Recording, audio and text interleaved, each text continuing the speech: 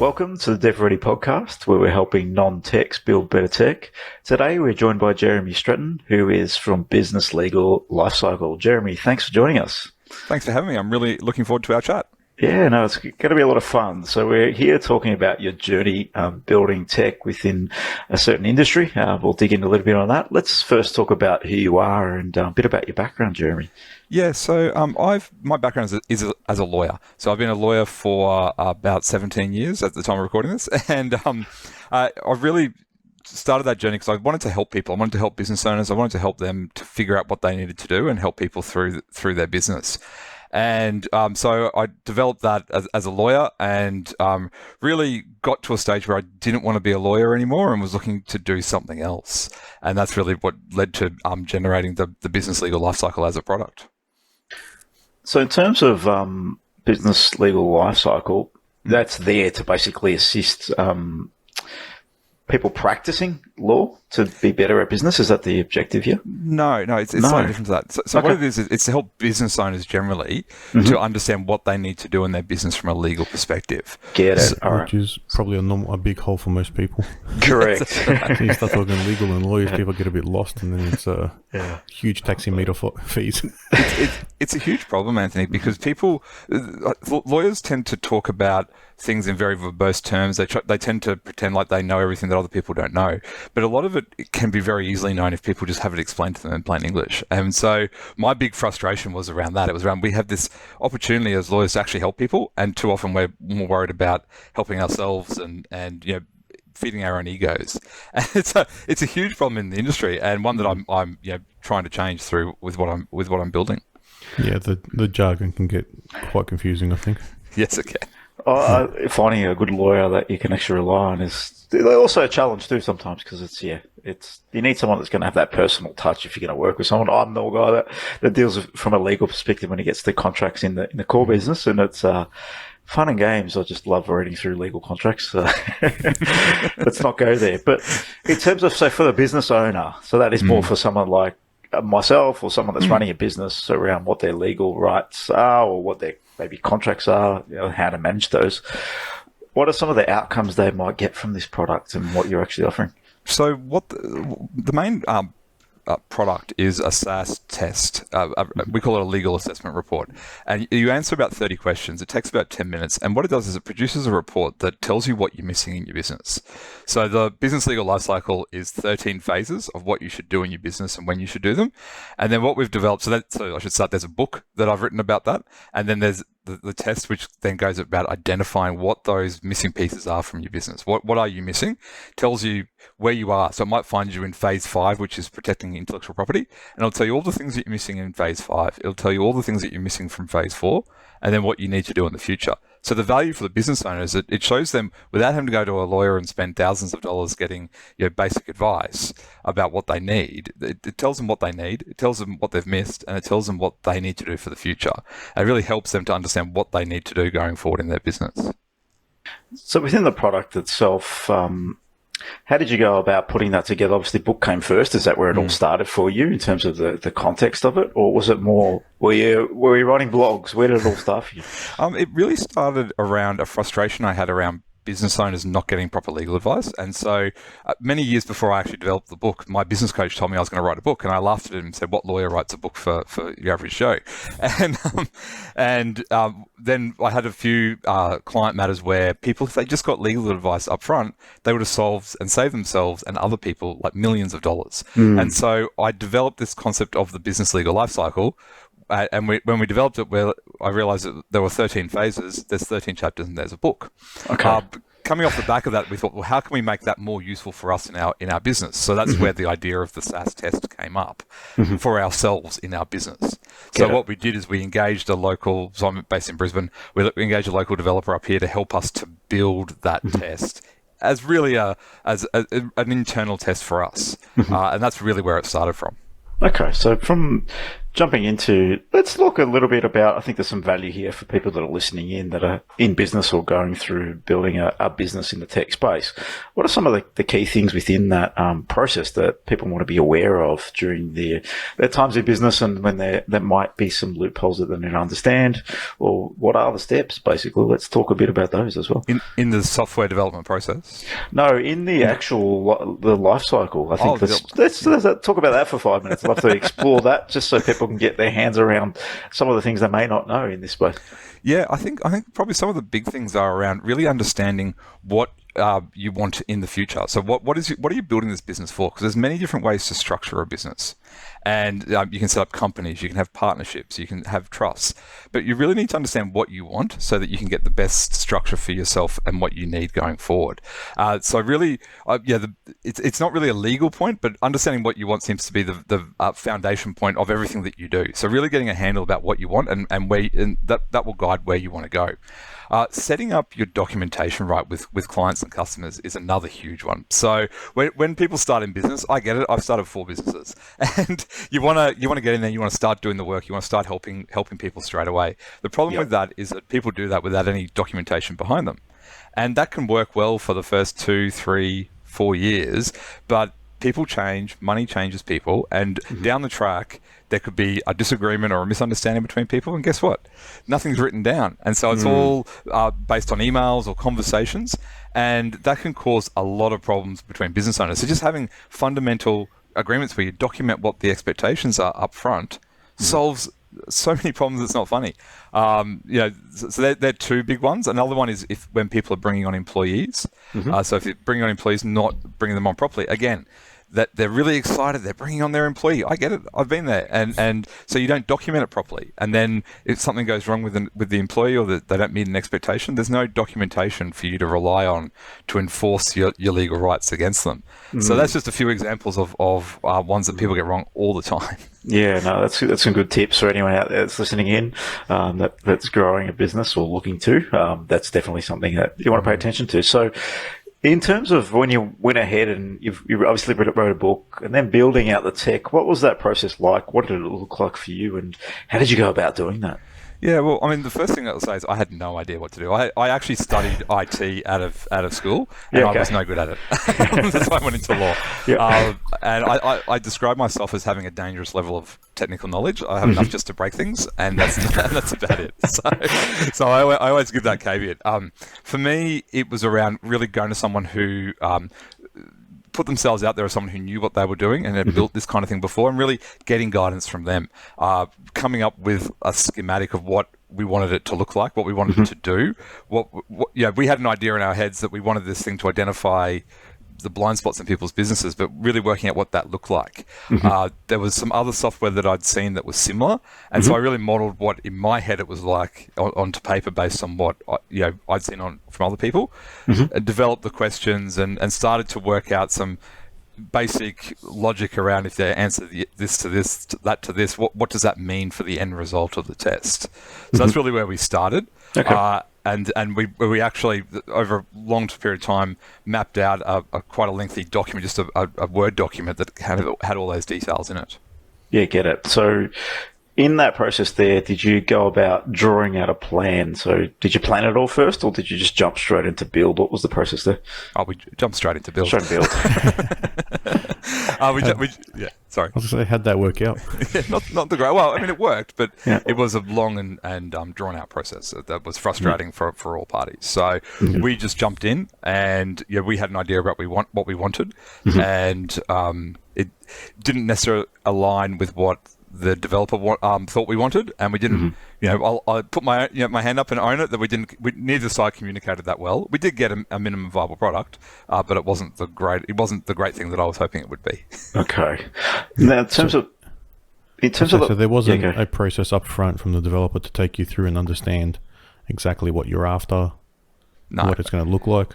No, or you were just pushing them to get started, probably. The only thing we got to do was a schematic where we had this was the logic for the questions, and based on this answer, this is what would happen. And we had a sample answer for our report, we had a sample answer about what we wanted it to look like. But we didn't really talk about how practical that was, or what needed to go into that, or in version 2.0 we spent a long time wireframing all of the decision trees and working all that stuff out. And we didn't do any of that stuff the first time, and that was one of the big lessons I learned, was around the fact that we didn't plan well enough at the beginning to really understand, because a lot of the logic, I thought it was clear in what I drafted, and it was misunderstood by the developer on the other side. Okay. So I was using my language, not their language, and neither of us really questioned it. And then it wasn't until the product was almost finalized that I'm seeing it done, and I'm going, no, that's not right. That answer shouldn't be that. You shouldn't have that result, and all those kind of things. So that's where the frustration came. And it always comes back to communication, I think. It's a fairly common thing we've seen with all the people who've been on the podcast, and just in their own business with clients come in. They've gone to a previous developer, and communication, you think it's good enough, but when you're developing software, it has to be explicitly stated. Otherwise, someone will assume something, and then it's completely wrong direction. That's right, and we didn't do any of the agile process. None of the 2-week sprints. Again, with the developer who's now my business partner in the business, and it's helping me, as a technological partner. We go through the 14-day sprints. We go through all of those things and make sure that everything's understood, and there's not long gaps between idea to finished product, and then a lot of stuff gets missed in between. Yeah. In terms of have you found the difference between that agile methodology compared to what you did in the beginning? What's been the difference for you? The main difference is around the communication, and because you're checking things every couple of weeks, and because you're having that communication, you're really understanding where things are, and so you're testing things really quickly. You're making sure that everything is what you're expecting it to be, and if it's not, then the developer, he's very good. He explains it to me, and why that might not work or why this will work, and then we move forward. And I think that's I think that's with everything. I know as a lawyer, when I don't communicate with a client, they find that frustrating too. Of course. And I see it the same with the developer. When the developer doesn't communicate with me, then I find that frustrating as well. So on that front, so you build the first version, didn't quite go to plan, or either your plan in your mind really, because that's really where it sort of came from. How did you find your developer, who is now your business partner? How did that come about, and what was the process there? Yeah, so I spent a long time looking. I am a member of a mastermind out of Nashville in America. Okay. And I joined that because I wanted to find a lawyer in the States to help me rewrite my books and products for the US market, which I found. But I also reached out to that same group and asked for a developer. And there happened to be a gentleman in that group who was a developer. And given what I'd been through with the first one, I spent a long time vetting him. I interviewed a bunch of people that he had done developments with before. One of them was someone that I meet with on a regular basis, so he was able to give me some good insight. I really talked through what my experience was with the previous developer as well. So we had a lot of discussions around what the problems were and how we could make sure that didn't happen again. And after a long time of those discussions, we're talking probably 6 months, and this was 6 months because we're in different countries on the other side of the world. We're getting to know each other. We decided to give it I decided to give him a go. Okay. And then he developed the product, and then after that, he became my business partner. It was I paid for the development, but then I need someone to run the tech side of it. So I agreed to give him a split of the equity going forward, so that I had someone running that side for me. You're taking care of that. I think that's one of the challenges that people have in the space. There's a realization that once tech's in the business and you've built it, you need to maintain this, you need to support it, you need to expand it, you need to understand where the market's going, what your consumers are actually tapping into, because there might be other products that can be added on, other feature sets that can be sort of planned in. How do you go right now in terms of where the product is, planning out sprints? How do you plan out what's important for the next evolution of the product, the roadmap? How do you manage that? So we don't do it well on that side of it. We're actually doing a bunch of work with a commercialization coach at the moment, helping us get the product more out there. Whilst I said business owners are the main client for the product, if lawyers do the test for their clients, they get the best return out of it. So we're working out really what our message is to the lawyers. So what we're spending a lot of time at the moment is interviewing lawyers, showing them the product, getting their feedback. How useful is it? How would you use it here? Like, business owners love it because it helps them see those spots. But as I say, the scalable business for me is when I get lawyers using it for their clients. And so we're working with the lawyers to find out what do they want, and how can we use what we've already built to help them get what they want, because at the end of the day what they really want is a consistent flow of work coming in.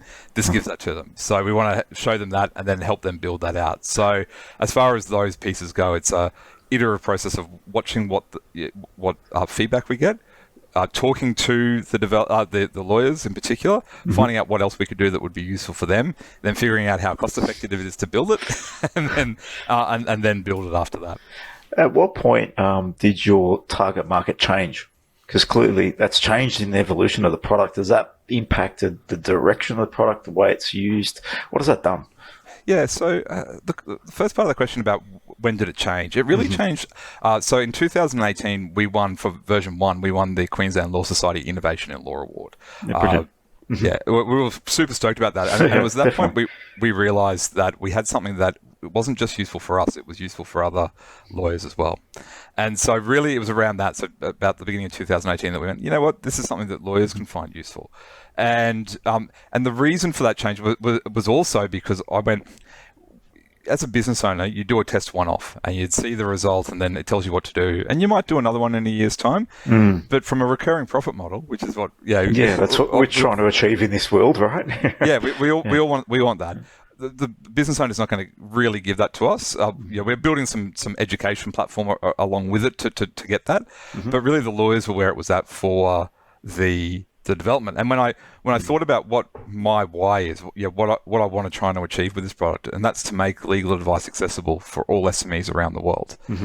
I can't do that myself. I can't sell this test that's less than $100 to all the businesses around the world. I need lawyers to partner with to get it out to their clients to then help people. And if we can do that, then we can actually truly make a difference with people in the world. So it was kind of a confluence of all those things came together, and we went, this is what we're going to do. And one of the things that we've built in version 2.0, and this was very heavily driven by the developer, is a lawyer's portal. So lawyers can log in and see all of their client information in one spot. And so so you ask how's it changed with what we're doing? That's one of the ways it's changed. It's changed because we've built a very robust lawyer back end so that they can log in, see all their client information, get all the client information, and see everything so that they can help their clients as best as they can. Yeah, and you're solving another problem too, because if you're just getting the businesses on board to see that they've got problems in their legal structures or there's holes in things that they weren't aware of, they still need a lawyer to do all that. So either you have the network of lawyers available, or you have the lawyers take them through it to actually get the help. Otherwise, there's not much benefit to knowing something's wrong when you can't actually fix it yourself. Absolutely, and we actually also have recently introduced a referral system. So if you're not through the lawyers, if you don't come through a lawyer, and you don't have a lawyer, you can actually ask for a referral, and we will, throughout Australia, we have contacts of lawyers in all states, and we're building that network in the US and we've got that in the UK as well. So at the moment, it's around that. Future development might include some stuff where we actually help draft documents, but that's down the track once we've made a bigger tool and made a bigger impact on the initial stuff first. And I think what you're doing there is starting small but evolving product with the consumer, and your business model's changing. And that's something that people don't realize when they jump into the space. Sometimes we get it wrong, and we don't know where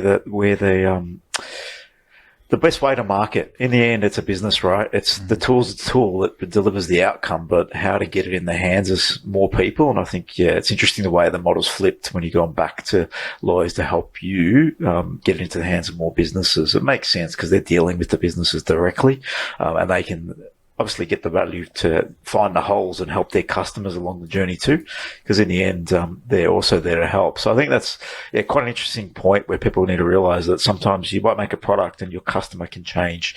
We've seen it happen in a couple of different conversations where whoever's paying for the product can change, and it can impact the way you market and model it out too, and just changes the whole business process. Yeah, absolutely. And our product still works for the business owner. I still do talks, I do podcasts where we talk about it and we make it available to business owners to do. It's just for the long-term success of the product, we need lawyers to to be on board with it because, as you say, they can actually help their clients. So yeah, and it is an ever evolving thing. I don't, business. I think in all sorts of businesses, every business evolves over time, and if you're not evolving, then you're probably going backwards. So it's just Definitely another example. Yeah. In terms of, and that's one advantage if you are we're in business that is evolving. It's one of the key points that you said there. And if you're building tech products, I was on a conversation earlier today around internal teams and if you should do internal teams or not. And I think there's a point where, yes, you might build some external, but bringing someone internal into a business, if a core offering is technology, needs to happen. And when that time comes, I think it's hard to say when exactly it is, but you might be able to build an MVP and get you to a point externally. But if there is a core component of what you're doing, you do need some support internally, at least from a CTO perspective or someone that can advise you if you're not technical yourself. It's definitely something that has to be done at some point in the business evolution. Especially if you haven't found that good partner. Yeah, correct. That can work with you. Mm-hmm. Yeah, I agree, and I think that that was a big realization I made. Is I realized, as I said earlier, I have a dangerous level of tech knowledge, and I can break things, and I'm the worst person in the world to be doing that. So I needed someone to actually run that, and that's why. I did. I went through a very long process, a very long vetting process to make sure I found the right person. So that I know that this thing's going to be huge. I know that we can help a lot of people, and we can really make a difference. And I need the right person on board with me with that. So. Yeah, just having that, knowing that you're doing something right, and winning an award a couple of years ago, I'm sure it gave you a bit of a kick up the butt to keep pushing, because in business, we can sort of get to sort of roadblocks where things get hard, and if the first version didn't quite work and you still won an award because of it, that's the case of the first version, or was it, still V1, and it wasn't perfect? That still gives you a good incentive to keep moving and keep going on the right track, right? Yeah, that's right. I mean, we won some other awards too, but that was the biggest one. And it does give you the momentum to keep going. Yeah. And also, I think having a bigger purpose, as I said, like my purpose is around making that legal advice accessible for SMEs around the world. And that's a huge project. That's not a small thing. No. But I know that we can do it. We've developed the product so it works in Australia, the US, the UK, and South Africa. Yes. We're going the Western world first because the law is very similar, and then we'll look at other countries. But it's definitely possible, and it's something that I'll definitely be working towards achieving. Cool. Yeah, that's a good target to have then, because they're consistent. It makes it a little bit easier for you to roll out, less tweaks to the system, and on top of that, you'll have localization and internationalization problems with translations and other stuff that some people don't think about in software, especially. Yeah, absolutely. And the translation problems, even with America and the UK, the language. There's language differences, right? And there's different meanings in words, and legal's very a one word change can mean a completely different thing. So it becomes a bit complicated, doesn't it? It does. Yeah. And it's something that we've been very careful of. Even the difference between using the word lawyer and attorney. I had a lawyer in Australia go, why are you using the word attorney? And I said, well, because America is one of our major markets, and that's what they use. And so there's even just different uses of language over here. There's a lot of other ones in between my American friends and myself that we joke about where the language is different, that you don't realize just how different it is. Oh, very good.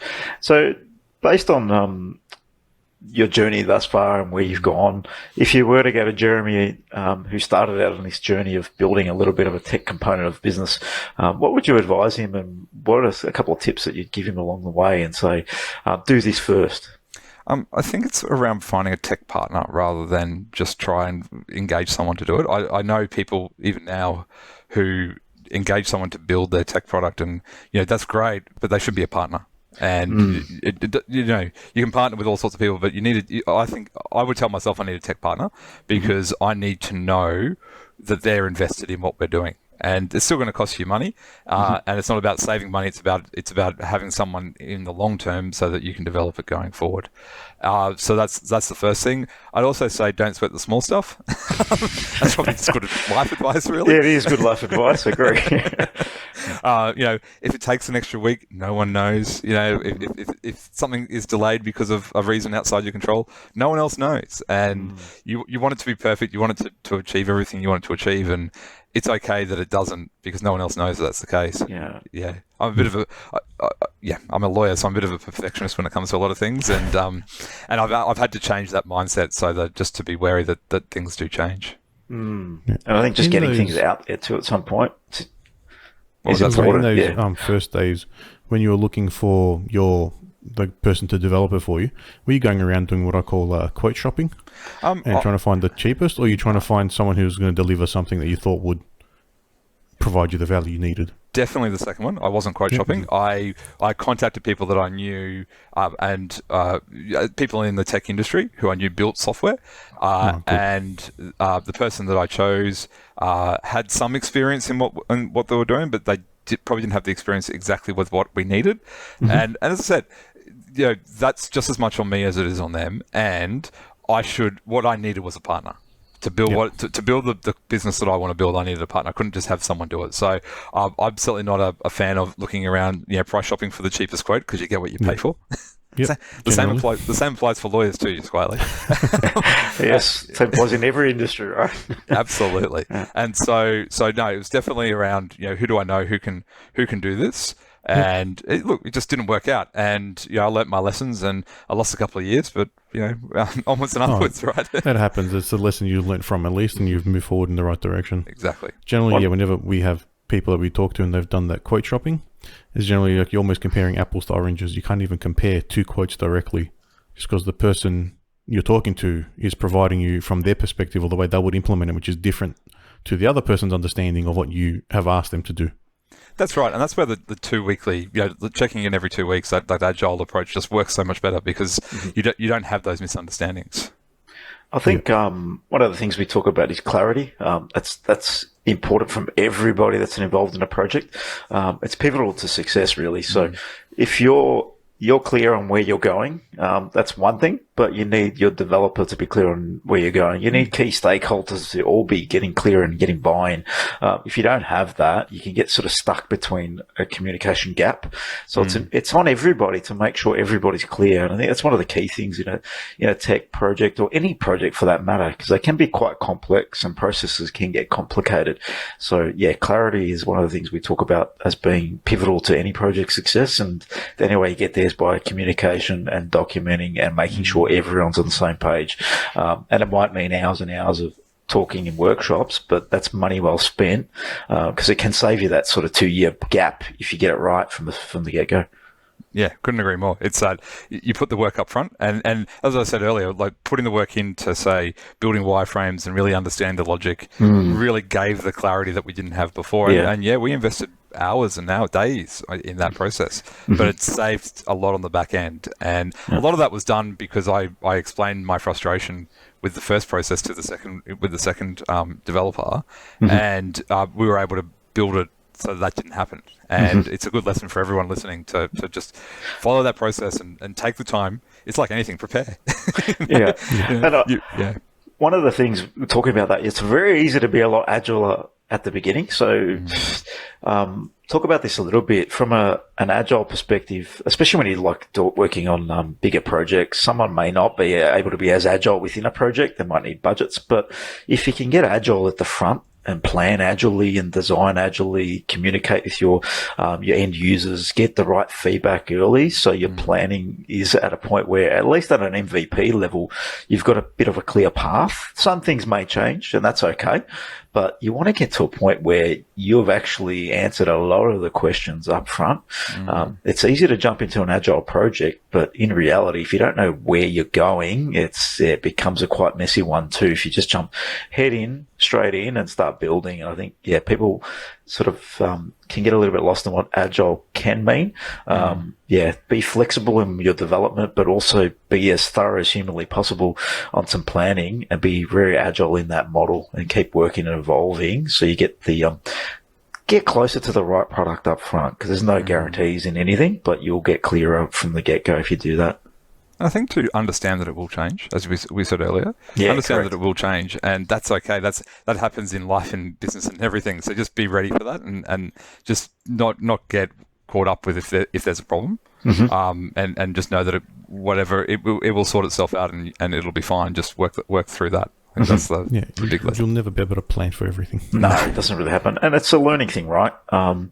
No one has all the answers, and when you're going through the process of building your product, and still are, you're thinking about that and you're brainstorming and you're ideating as you go. And that's the reality of it. And you might not come up with the right solution to begin with, but you're still going down to one target. That's right. Why it changes all the time, because there's no real right answer here. It's new, it's innovative. And if you're doing something new and innovative, there's no guarantees. That's exactly right. Yeah. Jeremy, it's been a pleasure.